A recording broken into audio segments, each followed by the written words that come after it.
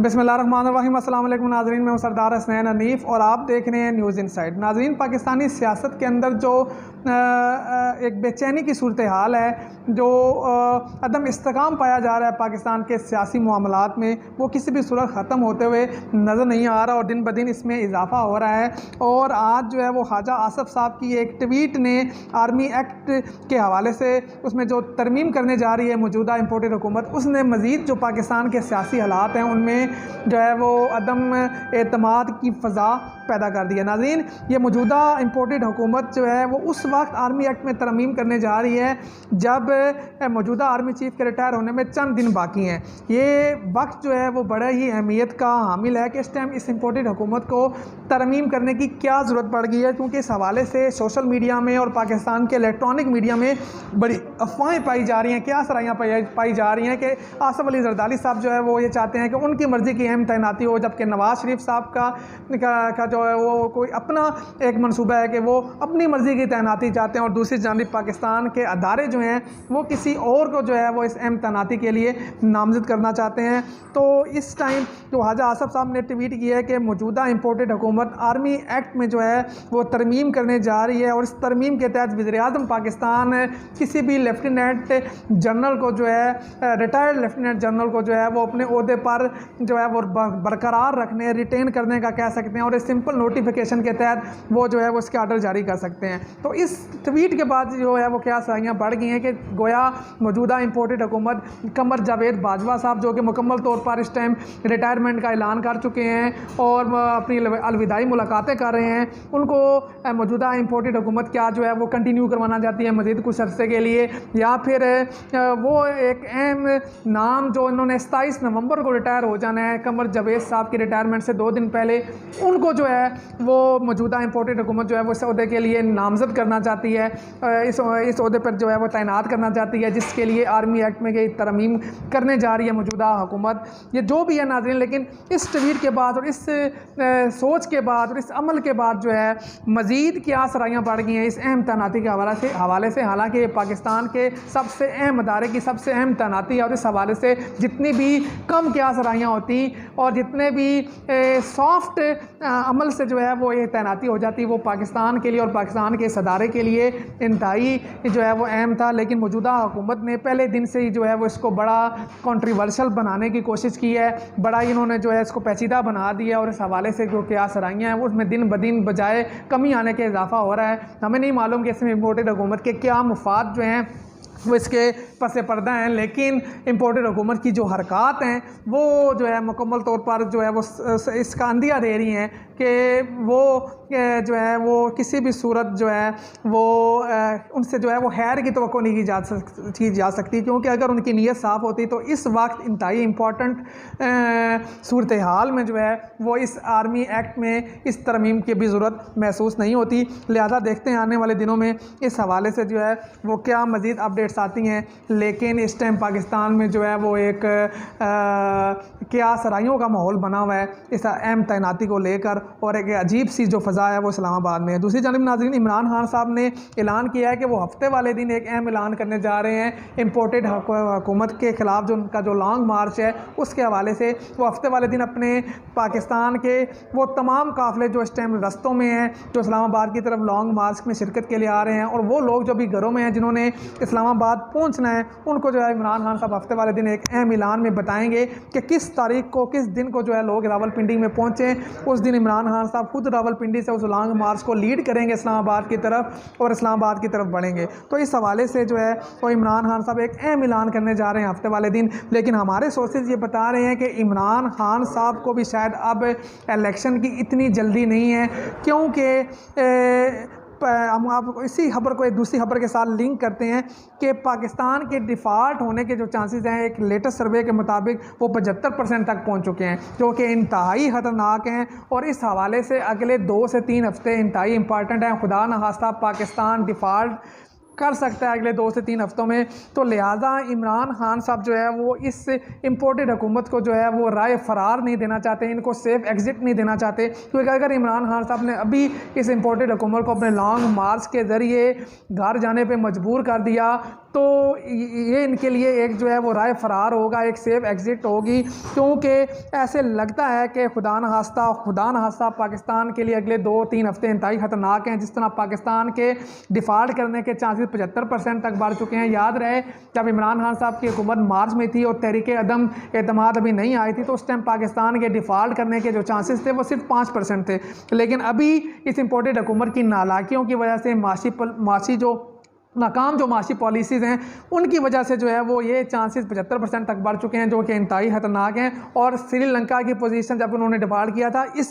इस पाकिस्तान की मौजूदा पोजीशन से कहीं ज़्यादा बेहतर थी, तो लिहाजा ये इंतहाई ख़तरनाक टाइम जो है वो आ चुका है पाकिस्तान की मैशत के लिए, और खुदा न खास्ता पाकिस्तान डिफ़ॉल्ट कर सकता है। तो लिहाजा अगर इमरान खान साहब इस हुकूमत को भी घर भेज देते हैं तो फिर आने वाली जो केयर टेकर हुकूमत थी और हुकूमत होगी, अगर खुदा न खास्ता पाकिस्तान उसमें डिफ़ॉल्ट करता है तो सारे का सारा नज़ला जो है वो उस केयर टेकर हुकूमत के ऊपर गिरेगा। और ये इम्पोर्टेड हुक्मरान कहेंगे कि हमने जो है वो बड़ी अच्छी तरह मैशत संभाली हुई थी और इस नालायक निगरान सेटअप ने आके जो है वो पाकिस्तान को इस सूरत हाल से दो चार की है। तो लिहाजा अगर इमरान खान साहब इस इम्पोर्टेड हुकूमत को अभी घर भिजवाते हैं तो इनके लिए एक जो है वो राय फरार होगा, उनको जो है वो बैसाखियाँ फराम करने के मुताबिक होगा। तो लिहाजा इसलिए अब इमरान खान साहब भी जो है वो टेस्ट मैच खेलने के बारे में सोच रहे हैं। इमरान खान साहब जो है मुकम्मल तौर पर इन इम्पोर्टेड हुक्मरानों के जहनों पर सवार हो चुके हैं और इनको जो है वो थकाना चाहते हैं, पहले थकाएंगे और फिर भगाएंगे। तो इस पॉलिसी पे इमरान खान साहब जो है वो अभी अमल कर रहे हैं और इमरान खान साहब खुद भी जो है वो अभी फिल फोर जो है वो इक़्तिदार में नहीं आना चाहते, क्योंकि जिस तरह इन्होंने पाकिस्तान की मैशत का बेड़ा गर्क कर दिया है, जो भी आके फिल फोर अगर हुकूमत को लेता है, चाहे वो निगरान सेटअप है या पाकिस्तान तहरीक इंसाफ की हुकूमत है, तो सारे की सारा जो इनकी नालाकियों का मलबा है वो उस हुकूमत के ऊपर गिरेगा, जो कि किसी भी सूरत जो है ना को इमरान खान साहब जो है अफोर्ड कर सकते हैं और ना ही निगरान सेटअप जो है वो अफोर्ड कर सकेगा। तो लिहाजा जो गंद इन्होंने पिछले 6 माह में किया है पाकिस्तान की मैशत के साथ, वो सारे का सारा गंद जो है वो इनके ऊपर अब गिरना चाहिए, इनको जो फेस करना चाहिए और पूरी तरह जो है मुकम्मल तौर पर ये जो है एक्सपोज हो जाए पाकिस्तान के अवाम के सामने कि किस तरह जो है इन्होंने अपने ज़ाती मफादार का तहफ़्फ़ुज़ किया और किस तरह इन्होंने पाकिस्तान की मैशत का बेड़ा गर्क किया। क्योंकि ये डिफ़ॉल्ट के बाद खुदा नास्ता पाकिस्तान के अंदर एक बड़ा मुआशी बुरहान आएगा, महंगाई में बेहद इजाफा होगा, जिससे गरीब आदमी का जीना मज़ीद जो है वो मुहाल हो जाएगा। तो लिहाजा अब इमरान खान साहब को जो है वो इस हुकूमत को घर भेजने की जो है वो जल्दी नहीं है। हमारे सोर्सेज के मुताबिक इमरान खान साहब अब इनको मज़ीद वक्त देंगे ताकि ये मुकम्मल तौर पर नंगे होकर जो है वो सामने आ जाएं पाकिस्तान के अवाम के, और नेक्स्ट टाइम इनके लिए हमेशा के लिए इक़्तिदार के जो दरवाजे हैं वो बंद हो जाएं और इनके जो सहूलतकार हैं जिन्होंने इनको इक़्तिदार में बिठाया था उनको भी पता लग जाए कि ये कितने जो है वो नालायक और नकम्मे हैं, और उन्होंने जो तजर्बा किया पाकिस्तान के साथ किया था इनको बिठाने का वो गलत था, और उनको भी जो है अपनी गलतियों से सीखने का मौका मिले। तो लिहाजा इमरान खान साहब जो है वो हफ्ते वाले दिन एक अहम ऐलान करने जा रहे हैं। हमारे सोर्सेज के मुताबिक इमरान खान साहब जो है वो 1 हफ्ते का मजीद वक्त देंगे लोगों को रावलपिंडी पहुंचने के लिए। तो लिहाजा इमरान खान साहब का जो प्रोग्राम है वो टेस्ट मैच खेलने का है और थकाने का है, पहले थकाएंगे फिर मारेंगे और फिर भगाएंगे। लिहाजा इस हवाले से भी जो कुछ मजीद जो अपडेट्स आती हैं वो आपको बताएंगे। दूसरी जानिब लॉन्ग मार्च को रोकने के लिए कामरान मुर्तज़ा जिनका ताल्लुक जमीयत उलमा इस्लाम मौलाना फजलुर रहमान साहब से है, उन्होंने एक पिटीशन सुप्रीम कोर्ट में दायर की थी, तो उस हवाले से भी लगता है कि उनको नाकामी होगी, क्योंकि एक अहम रिमार्क्स में जो है वो सुप्रीम कोर्ट ने ये कहा है कि ये एक सियासी मसला है और सियासी मसले में जो है वो अदालतों में मर्ज के घसीटें, और इस्लामाबाद के अंदर जो लोगों के हकूक़ और जो परेशानी का मामला है वो एक एग्जीक्यूटिव मामला है और उस हवाले से हुकूमत वक्त जो है उसको देखना चाहिए। और जो वैसे भी पाकिस्तान के आइन के मुताबिक जो पुरअमन एहतजाज है उसका जो है वो पाकिस्तानी अवाम को हक हासिल है। तो लिहाजा इस हवाले से भी जो है मुझे नहीं लगता कि सुप्रीम कोर्ट जो है वो मौजूदा इम्पोर्टेड हुकूमत को कोई रिलीफ फ्राहम करेगी इस लॉन्ग मार्च के हवाले से, जिसको लेकर इक़्तिदार के अवानों के अंदर बड़ी जो बेचैनी और हलचल पाई जा रही है। दूसरी जानिब नाज़रीन, इमरान खान साहब जो है वो इस इम्पोर्टेड हुकूमत को मैंने आपको पहले बताया कि भागने नहीं देंगे। जिस तरह का इन्होंने गंद किया है पाकिस्तान की मैशत के साथ, वो अब इनको उस गंद का सामना करना पड़ेगा और उसका बोझ इसी इम्पोर्टेड हुकूमत को उठाना पड़ेगा। और इस हवाले से अब इमरान खान साहब जो हैं वो एक नई हिकमत अमली के साथ हफ्ते वाले दिन सामने आएंगे। दूसरी जानिब नाज़रीन, इमरान खान साहब के हवाले से जियो न्यूज़ ने जो एक एक झूठा प्रोपेगेंडा करने की कोशिश की और जिसके पीछे इस इम्पोर्टेड हुकूमत का हाथ था वो ये था कि घड़ी वाला मामला जो पिछले 2 दिन से जो है पाकिस्तानी मीडिया में जो है वो बड़े अहमियत का हामिल किया हुआ है, वो भी जो है वो प्रोपेगेंडा जो है वो मुकम्मल तौर पर नाकाम हो चुका है, खुलकर सामने आ गया है। उस हवाले से हम आपको बताते चलें, हमारे पास जो फैक्ट्स हैं, इमरान खान साहब ने वो घड़ी जो है वो तोशाखाना से ख़रीदी थी 2 करोड़ रुपए की रकम अदा करके, और उस रकम की जो रसीद है वो तोशाखाना के अंदर मौजूद है, और उस रकम पे खान साहब ने जो है वो टैक्स भी अदा किया हुआ है, और उन्होंने जो है वो इस सारे मामले को जो है वो अपने FPR रिटर्न्स में जो है वो फाइल भी किया हुआ है। उसके बाद इमरान खान साहब ने उस घड़ी को जो है वो इस्लामाबाद में मौजूद एक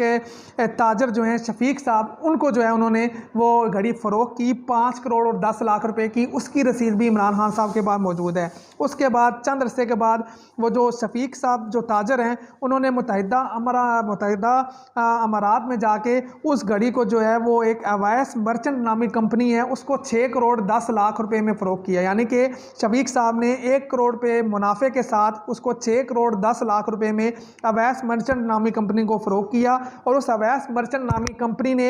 UAE के एक शहरी को जो है वो घड़ी मज़ीद मुनाफे के साथ बेची। उसके बाद वो जो UAE का जो शहरी था उसने जो है वो उस शख्स को घड़ी बेची है जो अभी जो है वो उस घड़ी के मालिक होने का जो है दावा कर रहा है, और जिसको जियो न्यूज़ ने जो है वो परसों जो है वो मीडिया पे ला के बिठाया, और जिसने इमरान खान साहब पर झूठे इल्ज़ामात लगाए, जिसने झूठा एफिडेविट जमा करवाया, जिसने ये कहा कि फ़राह बीबी जो है उन्होंने दुबई में आके UAE में आके उनको ये घड़ी जो है वो फ़रोख्त की है और कैश पेमेंट जो है वो इसके बदले ली है, जो कि झूठ मुकम्मल तौर पर जो है वो अब बेनकाब हो चुका है। मौजूदा जो डिटेल्स हम आपको बता रही हैं इसके सारे सबूत इमरान खान साहब के पास मौजूद हैं, मीडिया पे भी अब आ रहे हैं, और कुछ इमरान खान साहब के पास वीडियो रिकॉर्डिंग्स भी मौजूद हैं जिसके दौरान इमरान खान साहब ने ये घड़ी फ़रोख्त की है, वो रसीदें भी मौजूद हैं। जबकि वो शख्स जिसने ये दावा किया है कि फ़राह बीबी ने उसको ये घड़ी बेची है और कैश पेमेंट ली है, वो खुद जो है वो एक इंटरनेशनल इश्तिहारी है, नार्वे में उसके ऊपर जो है मनी लॉन्ड्रिंग के मुकदमे हैं, उसमें नार्वे की पुलिस को वो मतलूब है, पाकिस्तान के अंदर भी जो है उसके के ख़िलाफ़ बहुत सारे मुकदमात हैं, ह्यूमन ट्रैफिकिंग का मुकदमा उसके ख़िलाफ़ पाकिस्तान में चल रहा है, इससे पहले वो शख्स इंटरपोल को भी जो है मतलूब था, तो लिहाजा उस शख्स की अपनी जो क्रेडिबिलिटी है वो कोई नहीं है। और जिस तरह पाकिस्तान की इस मौजूदा इम्पोर्टेड हुकूमत ने उस शख्स को जियो न्यूज़ के ज़रिए जो है वो मीडिया में ला के इमरान खान साहब की करैक्टर असैसिनेशन करने की कोशिश की, जो एक पूरा झूठा प्रोपेगेंडा और ड्रामा बनाया, वो मुकम्मल तौर पर अब खुल जो है वो सामने आ गया और नाकाम हो चुका है। और इसके बाद जो है ये इम्पोर्टेड हुकूमत जो है वो मुकम्मल तौर पर एक बार फिर नाकाम हो गया इमरान खान साहब के ख़िलाफ़ जो है किसी भी किस्म की करप्शन साबित करने में। और नाज़रीन एक और बड़ी जो है वो कॉमन सेंस की बात है कि जिस शख्स का साइन किया हुआ जो बैट है और जिस शख्स की साइन की हुई जो शर्ट है वो करोड़ों में बिकती है, तो उसको जो है वो 1-2 करोड़ रुपए की घड़ी लेकर उस पर करप्शन करने की क्या ज़रूरत थी। लिहाजा ये बात जो है, ये जो मंजन बेचने की कोशिश कर रही है मौजूदा इम्पोर्टेड हुकूमत, इसमें बिल्कुल भी दम नहीं है, और ये इनका झूठा बयानिया, ये जियो न्यूज़ का झूठा प्रोपेगेंडा जो इमरान खान साहब के ख़िलाफ़ उन्होंने तोशाखाना रेफरेंस के हवाले से, घड़ी के हवाले से करने की कोशिश की, वो एक बार फिर मुकम्मल तौर पर नाकाम हो चुका है। नाज़रीन एक और अहम खबर अरशद शरीफ शहीद साहब के हवाले से कि अब कीनियन सहाफ़ी जो हैं जो इस सारे मामले के ऊपर जो है वो अपने तौर पर इन्वेस्टिगेशन कर रहे हैं, सारे मामले को फॉलो कर रहे हैं, उन्होंने अहम इंकशाफात किए हैं। उनके मुताबिक उनके पास जो अरशद शरीफ शहीद साहब की डेड बॉडी की जो तस्वीर मौजूद हैं फ़ौरन वक़ूआ होने के बाद की जो उन्होंने तस्वीर ली थी, उसमें वो ये बता रहे हैं कि उन तस्वीर में मौजूद है कि अरशद शरीफ साहब के चंद जो उंगलियों के नाखून हैं वो टूटे हुए थे, और उससे ये महसूस होता है कि अरशद शरीफ साहब ने को शहीद करने से पहले उनके ऊपर जबर किया गया और अरशद शरीफ साहब ने जो है वो मज़ाहमत की है उन लोगों के साथ। तो लिहाजा इन तस्वीर के बाद और कीनियन सहाफ़ियों की इन इंकशाफात के बाद अब ये बात बड़ी वाज़िया हो गई है कि अरशद शरीफ साहब को शहीद करने से पहले उन पर जो है वो बेईमाना तशद्दुद किया गया, जिसकी वजह से उनके उंगलियों के नाखून भी टूटे हुए थे, उनकी उंगलियां भी फ्रैक्चर थी, उनकी पसलियां भी टूटी हुई थी, उनके जिस्म के दीगर हिस्सों पर भी जो है वो निशानात थे। तो लिहाजा अब जो लोग इसको जो है वो एक मिस आइडेंटिटी का केस बनाकर जो है वो उसको इसके ऊपर पर्दा डालने की कोशिश कर रहे थे, वो पूरी तरह जो है बेनकाब हो चुके हैं। अब ये बात यहाँ है कि अरशद शरीफ को जो है प्लानिंग के तहत जो है वो कीनिया में शहीद किया गया है। लेकिन इस हवाले से जो तहकीकात हैं जो वो मंजर आम पर कब आएंगी और साफ़ और शफाफ तहकीकात हो पाएंगी या नहीं, तो उसके हवाले से अरशद शरीफ साहब की वालदा ने जो है वो बड़ी वाज़ेह अंदाज में बता दिया। उन्होंने मौजूदा इम्पोर्टेड हुकूमत जो पाकिस्तान के अंदर है इससे किसी भी सूरत इंसाफ की तवक्को नहीं है। वो ये चाहती हैं कि जो सहाफ़ियों की आलमी तंजीम है वो और अक़वाम मुत्तहिदा इस मामले का जो है वो टेकअप करे और इसकी तहकीकात करें ताकि साफ़ और शफाफ तहकीकात हो सकें और पता लगाया जा सके कि अरशद शरीफ शहीद को जो है किन लोगों ने जो है वो शहीद किया कीनिया में और उसके पीछे किन लोगों का हाथ था। तो लिहाजा इस हवाले से अब जो मज़ीद कुछ अपडेट्स आती हैं तो हम आपको इससे हवाले से भी जो है वो आगाह करते रहेंगे और पाकिस्तानी सियासत और मौजूदा एक अहम अदारे की अहम तैनाती के हवाले से भी जैसे कुछ अपडेट्स आती हैं आपको बताते हैं। देखते रहिए हमारा चैनल, अपना ख्याल रखिएगा, हमारे लिए दुआ कीजिएगा। अल्लाह हाफ़िज़।